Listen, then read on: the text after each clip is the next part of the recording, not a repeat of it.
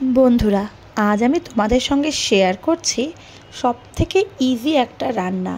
আর যে রান্নাটা ঘরে কিছু না থাকলেও সহজেই হয়ে যায়, আর ছোট থেকে বড়, মেয়ে থেকে ছেলে সবার ফেভারিট একটা রান্না। ডিম আমাদের সবারই খুব খুব পছন্দের।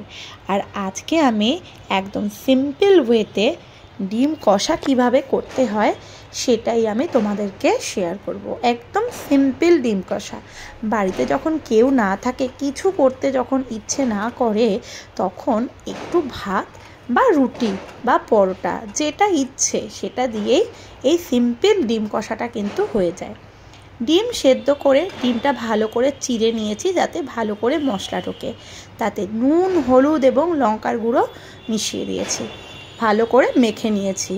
আমি কিন্তু একটা আলুও সেদ্ধ করে এতে দিয়েছি, কারণ আমার বাড়ির লোক ডিম কষাতে আলু খুব ফেভারেট। যাই হোক, তোমরা তোমাদের পছন্দ মতো শুধু ডিমেরও করতে পারো। এরপর আমি ডিমগুলো এবং আলুগুলোকে ভালো করে রিফাইন্ড অয়েলে ভেজে নেব। আর এর ফাঁকে আমি যেটা তোমাদের অলরেডি দেখিয়ে দিলাম, আমি বেশি না, একটা পেঁয়াজ কুচি আর আদা রসুন লঙ্কা বাটা করে নিয়েছি। ঠিক আছে, আমি আদা রসুন লঙ্কাটাকে কিন্তু একসঙ্গেই বেটে রেখে দিয়েছি। তারপরে আমি তেল গরম হলে ডিম আর আলু একসঙ্গে দিয়ে খুব ভালো মতো ভেজে নিচ্ছি যাতে টেস্টটা ভালো হয়।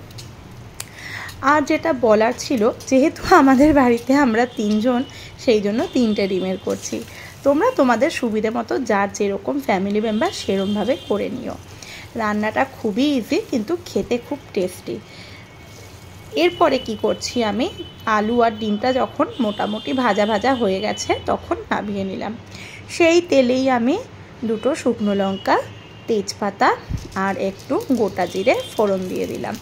শুকনো লঙ্কা আর তেজপাতাটাকে ভালো করে একটু গরম তেলে একটু নাড়াচাড়া করে নিলাম, আর যতক্ষণ একটা সুন্দর ফ্লেভার আসছে। তারপরে আমি দেখো এখানে ভালো মতো ভাজা হয়ে গেছে, লঙ্কাগুলো একটু লাল লাল হয়ে গেছে। এতে আমি ওই কেটে রাখা পেঁয়াজটা দিয়ে দিলাম। যেহেতু আমি 3টে ডিমের করেছি, সেই জন্য আমি একটা পেঁয়াজ কাটাই দিয়েছি। তোমরা কিন্তু কেউ চাইলে পেঁয়াজ বেটেও দিতে পারো, সেক্ষেত্রেও রান্নাটা কিন্তু একই রকমের হবে। আমি যেহেতু খুব সিম্পল করছি, সেই জন্য আমি পেঁয়াজ কেটেই দিয়েছি। এরপর পেঁয়াজটা একটু ভাজা ভাজা হলে এতে আমি ওই আদা রসুন আর লঙ্কা যে বেটে রেখেছিলাম সেই পেস্টটা আমি এতে দিয়ে দিলাম।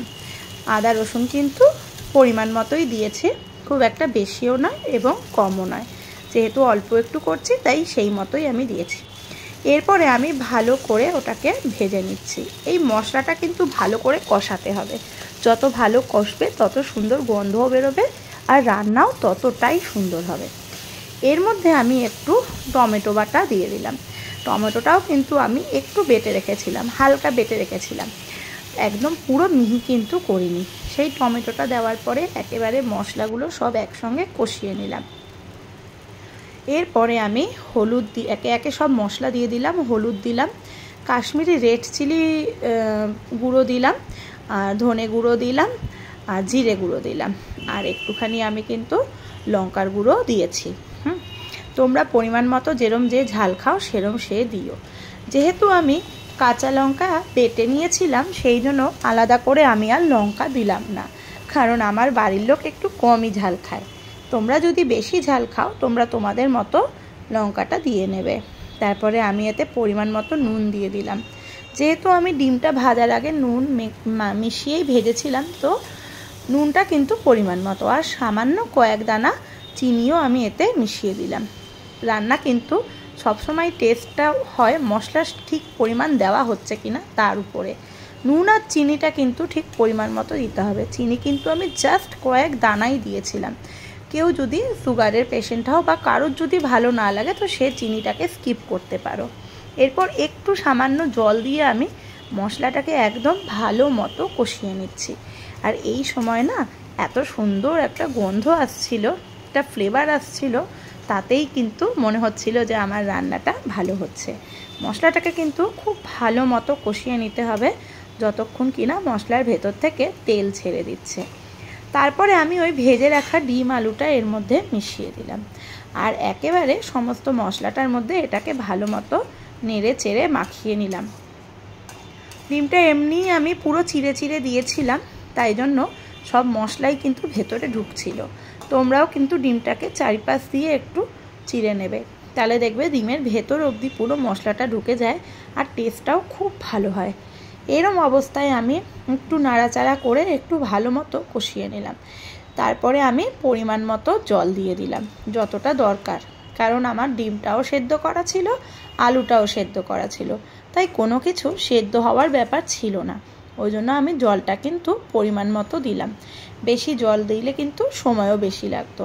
এরপর যখন ফুটতে আরম্ভ করলো তখন আমি একটা থালা দিয়ে একটু ঢেকে দিলাম এবং গ্যাসটাকে একটু আস্তে করে দিলাম। 5 মিনিট কি 3 মিনিট করার পরে দেখো আমার ডিম কষা কিন্তু একদম রেডি। হ্যাঁ, তোমরা এরকম অবস্থাতেই নামিয়ে নেবে, এর থেকে বেশি শুকনো হয়ে গেলেও কিন্তু ভালো লাগবে না, একটু গ্রেভি থাকতে থাকতেই নামিয়ে নেবে। আর দেখো এই যে একদম রেডি। কেমন লাগলো জানিও।